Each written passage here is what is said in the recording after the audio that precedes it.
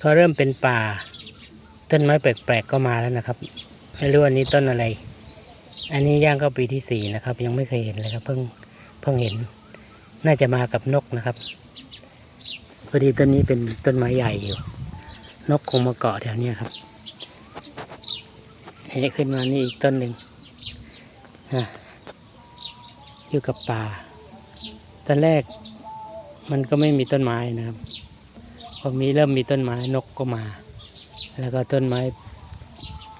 แปลกๆก็เริ่มขึ้นนะครับอันนี้เป็นกระบวนการทางธรรมชาตินะครับซึ่งมันจะเกิดแบบนี้ต่อไปต้นไม้ที่ไม่เคยเห็นมันก็จะเกิดขึ้นเรื่อยๆนะครับอันนี้ก็คือการเกิดขึ้นของธรรมชาตินะครับ